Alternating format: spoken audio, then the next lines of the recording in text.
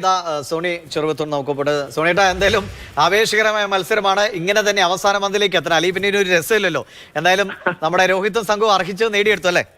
യാതൊരു സംശയമില്ല. അറിയിച്ച് നേടിയ ഇന്ത്യ എന്നുള്ള വികാരം നമുക്കറിയാം. ഹാർദിക് പാണ്ഡ്യ എത്രത്തോളം സമ്മർദ്ദത്തിലായിരുന്നു IPL ശേഷം എന്നൊക്കെ. പക്ഷേ ഇന്ത്യക്ക് മുമ്പിൽ മറ്റ് സൗന്ദര്യ പിണക്കങ്ങളൊന്നും ഉണ്ടാവില്ല എന്നുള്ള ഒരു വലിയ സന്ദേശം കൂടി ഈ മത്സരത്തിലൂടെ ഹാർദിക് പാണ്ഡ്യ നൽകുകയും ചെയ്യുന്നു എന്ന് എനിക്ക് തോന്നുന്നു. ഗംഭീരമായ മത്സരം. ഇത് ആദ്യം ബാറ്റിങ്ങിൽ നമ്മൾ അതിഗംഭീര തുടക്കം, ഒരു 200 മുകളിലേക്കൊക്കെ എളുപ്പത്തിൽ പോകുമെന്ന് തോന്നിയതാണ്. അവിടെ വെച്ചൊന്ന് പാളി.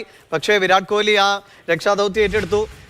ബൗളിംഗിലേക്ക് വന്നപ്പോൾ അവിടെയും അല്ലേ സമാനമായ രീതിയിൽ ആദ്യം വിക്കറ്റുകൾ വീഴ്ത്തുന്നു, പിന്നെ കയ്യിൽ നിന്ന് പോകുന്നു, അവസാന നിമിഷം തിരിച്ചു പിടിക്കുന്നു. ഒരു സിനിമയുടെ അല്ലെങ്കിൽ ഒരു ആക്ഷൻ ത്രില്ലറിന്റെ എല്ലാ രൂപഭാവങ്ങളും എവിടെയാണ്, ഏത് സ്ഥലത്താണ് സോണി ചേട്ടനൊരു ആത്മവിശ്വാസ കുറവ് നഷ്ടപ്പെട്ടത്? തിരിച്ചു വരുമെന്ന പ്രതീക്ഷ തന്നെയായിരുന്നോ മത്സരം മുഴുവൻ? യാതൊരു സംശയമില്ല.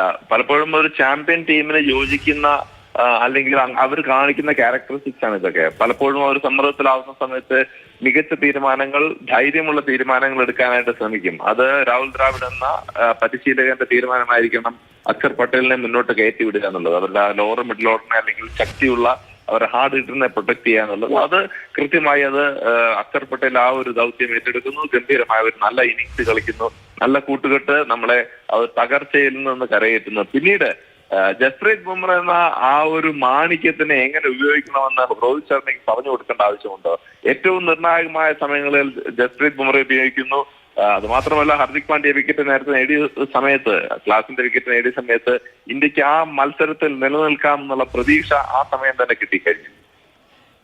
ബുംറയെ ഒരു ഓവർ ഒന്ന് നേരത്തെ അവസാന ഘട്ടത്തിലേക്ക് എറിയിപ്പിക്കണമെന്നൊക്കെ നമ്മളിങ്ങനെ കളി കണ്ടിരിക്കുമ്പോൾ തോന്നിപ്പോയി അല്ലേ? കാരണം ഒന്നുകൂടി അവരെ ഒന്ന് പ്രഷറിലാക്കാവുന്ന. പക്ഷേ രോഹിത്തിന്റെ തീരുമാനങ്ങൾ ശരി തന്നെയായിരുന്നു.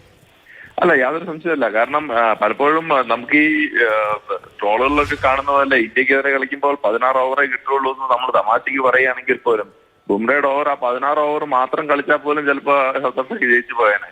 കാരണം അദ്ദേഹം വിക്കറ്റ് എടുക്കില്ലല്ലോ. അപ്പൊ അത്രത്തോളം നിർണായകമായ ഓവറുകളായിരുന്നു. പക്ഷെ നോക്കുക, റണ്ണേ ബോൾ മതിയായിരുന്ന സാഹചര്യത്തിൽ നിന്നും അത് 10 റൺസിൽ 12 റൺസിലേക്കും റിക്വയർഡ് റൺ റേറ്റ് ഉയർത്താനായിട്ട് മുംബൈക്ക് സാധിച്ചു എന്നുള്ളത് മാത്രമല്ല, ആ വിക്കറ്റ് നേടിക്കൊണ്ട് ആ സമ്മർദ്ദത്തിലേക്ക് സൗത്ത് ആഫ്രിക്കയെ കൊണ്ടുപോകാനും ബുംറയ്ക്ക് സാധിച്ചു എന്നുള്ളത് ഇന്ത്യയുടെ വലിയൊരു ഭാഗ്യം. സോണിച്ചേട്ടാ, ഈ 2011 വേൾഡ് കപ്പ്, ഏകദിന വേൾഡ് കപ്പ് നേടുമ്പോൾ ഇതേപോലെ ആവേശത്തോടെ ഇരുന്ന് സംസാരിച്ചാണ്. സോണിച്ചേട്ടൻ ഇത്രയും വർഷങ്ങളുടെ ഒരു ചാനലുകളിലും ഈ ആവേശം പങ്കിട്ട അനുഭവം ഉണ്ടല്ലോ. ഞാനും ഇത്രയും വർഷങ്ങൾക്ക് ശേഷമാണ് വീണ്ടും ഇതേപോലെ ഒരു കപ്പടിച്ച സന്തോഷം ഇങ്ങനെ ഓണെയറിൽ പങ്കുവെക്കാൻ കഴിയുന്നത്. നമ്മൾ ഒരുപാട് കാത്തിരുന്നു പോയി അല്ലേ? അല്ല, പക്ഷെ കുറച്ച് കാത്തിരുന്നു കഴിഞ്ഞാൽ പോലും ഒരുപാട് സന്തോഷമുള്ള, ഇതുവരെ ഒരൊറ്റ മത്സരം പോലും തോക്കാതെ നമുക്ക് ചാമ്പ്യൻ ആവാൻ സാധിക്കുമെങ്കിൽ രാഹുൽ ദ്രാവിഡ് എന്ന ആ ഒരു ലെജൻഡിന് ഇതിനേക്കാൾ വലിയൊരു ബൈ ബൈ കൊടുക്കണം.